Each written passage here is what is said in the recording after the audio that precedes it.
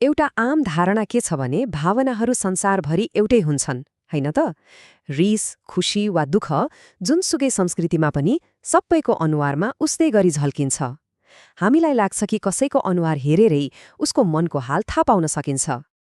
तर के यो कुरा साँच्चै हो त? के अनुहारले भावनाको सही ऐनाको रूपमा काम गर्छ?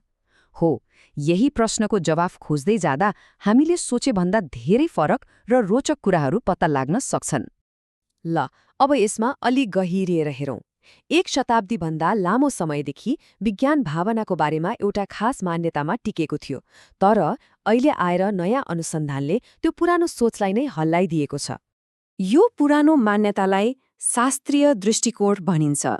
यसले के भन्छ भने रिस जहिले पनि एउटै तरिकाले देखिन्छ र उस्तै महसुस हुन्छ, चाहे त्यो जोसुकै व्यक्ति होस्, संसारको जुनसुकै कुरामा किन नहोस्।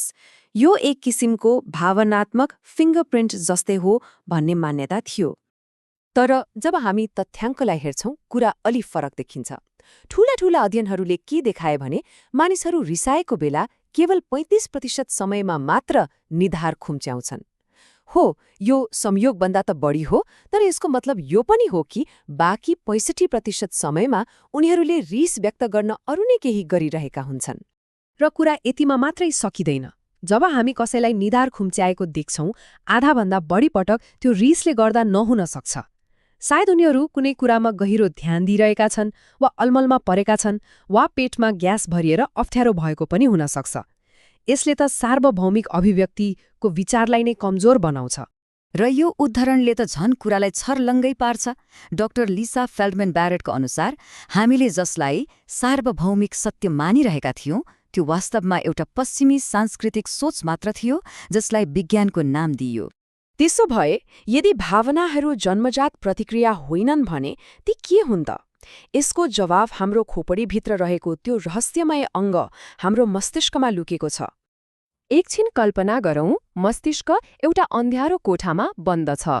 बाहिर के भइरहेको छ त्यसलाई प्रत्यक्ष देख्न, सुन्न वा छुन सक्दैन। यसले केवल शरीरका विभिन्न भागबाट आउने सङ्केतहरू मात्रै प्राप्त गर्छ। यसलाई भनिन्छ विपरीत समस्या।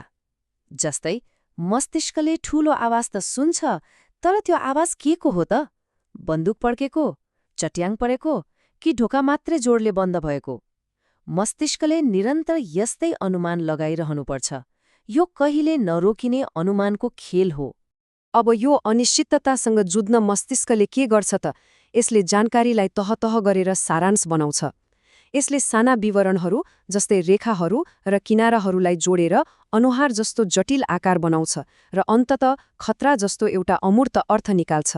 त्यसो भए यहाँको मुख्य कुरा के हो भने हाम्रो मस्तिष्क प्रतिक्रिया जनाउने अङ्ग होइन, यो त एउटा भविष्यवाणी गर्ने अङ्ग हो। यसले बाहिरी घटनाको प्रतीक्षा गरेर बस्दैन, बरु सक्रिय रूपमा हाम्रो वास्तविकताको निर्माण गरिरहेको हुन्छ। तर मस्तिष्कले यो अनुमान के को आधारमा गर्छ त? यसलाई केले प्रभावित पार्छ? हो, यसको जवाफ हाम्रो शरीरको भित्री अवस्थामा लुकेको छ।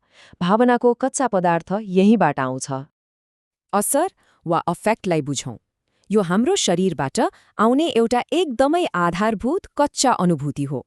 जस्तै हामीलाई सुखद वा दुखद महसुस हुनु वा शान्त वा बेचैन महसुस हुनु।